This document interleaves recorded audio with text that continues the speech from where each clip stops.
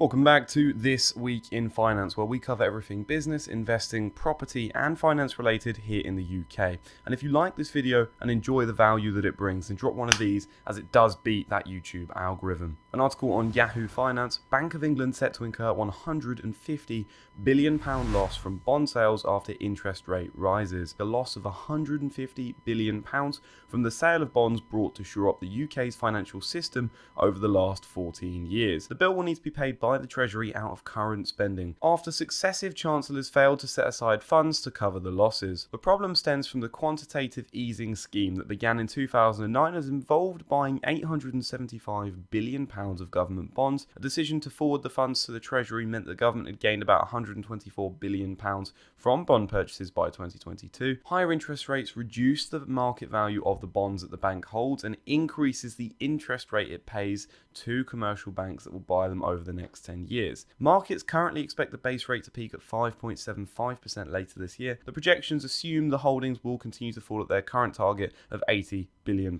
per year. Obviously, the Bank of England dictate the interest rates, and obviously by increasing the interest rates, the value of their bond holdings is going to fall, as well as the fact that they're going to have to be paying out more debt. There's an article on the Financial Times: UK to run up highest debt interest bill in the developed world. The Treasury will spend £110 billion on debt interest in 2023 at 10.4% of total government revenue. That would be the highest level of any high-income country. Roughly a quarter of UK government debt is in the form of so-called index-linked bonds, whose payouts fluctuate in line with inflation. Italy has the next highest share with 12% of its bonds to inflation, whilst most countries have less than 10%. Parker said that a negative outlook signals that a downgrade is more likely than not if current trends continue. The UK's debt interest costs have increased dramatically in the past 2 years, from an average of 6.2% of revenue between 2017 and 2021. Worth looking at the graph on the screen here. It says that interest payments as a percentage of government revenue. You can see UK here, and it's spiked above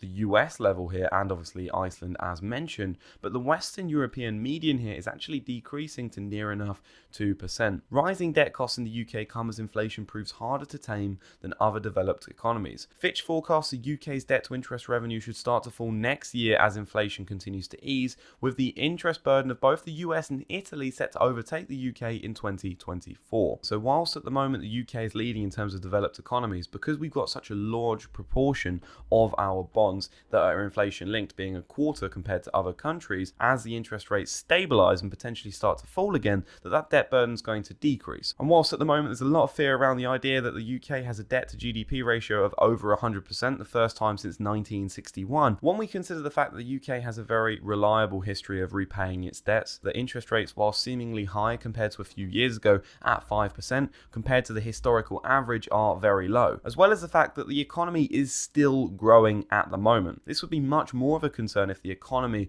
was falling in terms of GDP and our debt interest rate burden was increasing significantly. If this interest rate burden continues to increase and we do see a fall in the GDP of the country, then in order to satisfy this debt, then there's likely going to be a cut in public spending or an increase in taxes in order to regain that lost capital. Furthermore, the UK could potentially face a financial crisis if investors lose confidence in the UK's ability to service its debts. If investors are less confident, then they're likely to be downgraded, like we've been reading about in this article. Well, if they're downgraded, the cost of servicing their debt is going to increase even more, and it becomes that negative spiral where there is potentially a concern for the UK economy. An article on The Guardian suggests here that 1 in 4 new UK homebuyers under 25 rely on the bank of mum and dad. A Bank of England economist found that even before the sharp increases in house prices during the pandemic, the children of better off parents were able to become owner-occupiers 4 years earlier than those without parental support. Said that of every 100 homeowners under the age of 30, 16 would have received help from the bank of mum and dad, rising to 1 in 4 for those under 25. Those who have had help from their parents put down a deposit twice as large, bought bigger first homes, and had smaller mortgage payments than those who did not. Adjusted for inflation, the average house price has increased from about £100,000 to £275,000 since the mid-1970s. On average, deposits are 2.5 times £30,000 larger, loans are 30% smaller, and houses cost £15,000 more for those getting help. This means that the bank of mum and dad borrowers are typically less leveraged and have lower mortgage payments, leaving more leeway for them to save or spend their incomes on other things. The study found that those with parental help bought more expensive homes. The average 26-year-old with help paid about £254,000 for their first home. Those with no help waited a decade until they were 37 to buy a property for an equivalent sum. However, when we actually look at the way this was estimated, it was said that she had estimated the cumulative savings each borrower could have amassed from earnings alone and compared that with the size of their down payment. For anyone that can save a bit more than average, well, no, actually I think you got help from the bank of mum and dad. So I don't really trust this statistic as much, but I suppose the important aspect of this whole article is a lot of people are buying mortgages at a young age. There's so much societal pressure to buy mortgages at a young age. Mortgage being the meaning of death pledge, meaning that you've got this loan until you're dead. Buying houses that they might not necessarily be able to afford, and now they're feeling it when interest rates increase.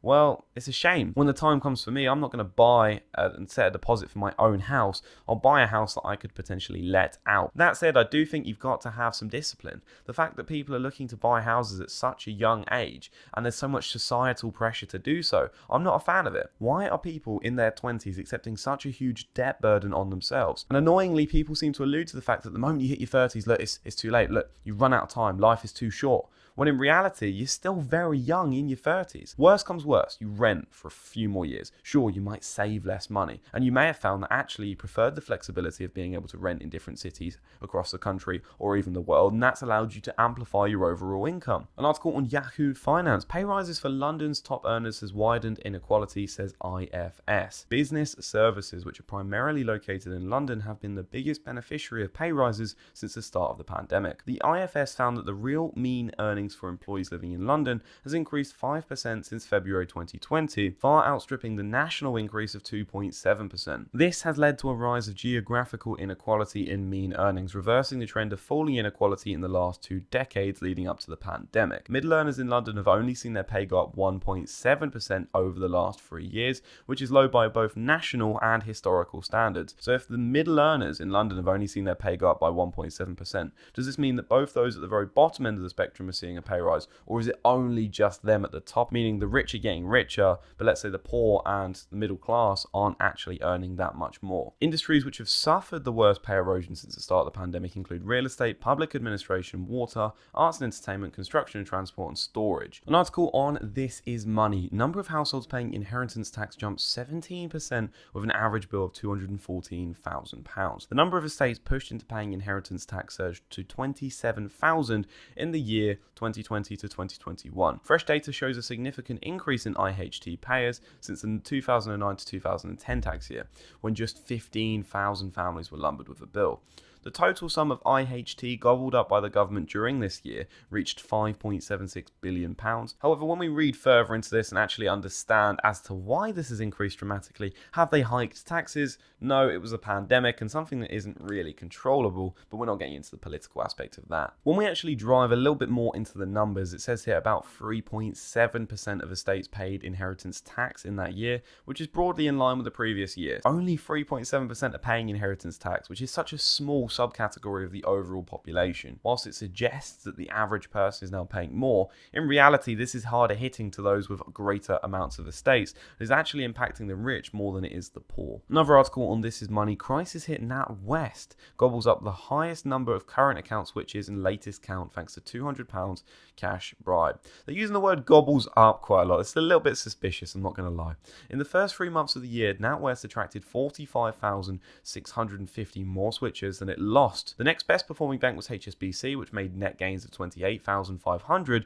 RBS, which is part of the NatWest banking group, also attracted 4,200 more switches than it lost. And actually, if you look across the banks here and you look at the current winners, you've got NatWest, HSBC, Lloyds Bank, RBS, and Santander. Well, I know that the top 4 have individually had their own current account switch offers. I've not actually seen anything from Santander, so perhaps that suggests that Santander on its own is perhaps a bank that's just winning people to switch despite not offering a potential reward, or perhaps the benefits of the current account in itself are so valuable to consumers that they're switching despite a cash incentive. It could be worth looking further into Santander, so they might offer some cash back, which might be highly critical in the cost of living crisis that we're currently in. Statistic here suggests that more people are switching. The CAS saw a 76% increase in the number of switches in the same period last year, and this upward switching trend can be seen over the full year too, with the service facilitating 1.27 million switches between the 1st of July 22 and the 30th of June 23, which is a 50% year-on-year increase. If you're not doing bank switches, I've got a video on the channel on how to make cash using bank switches.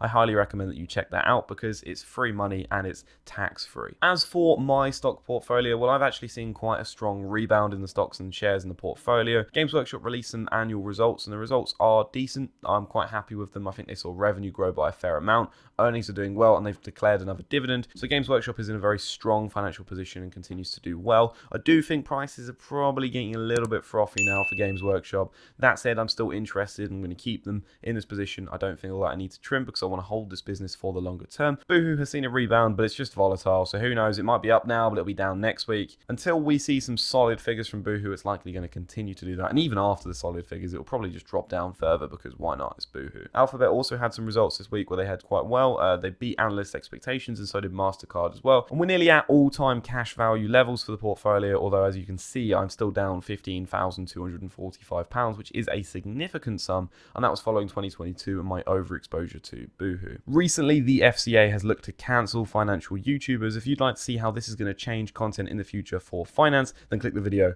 right here.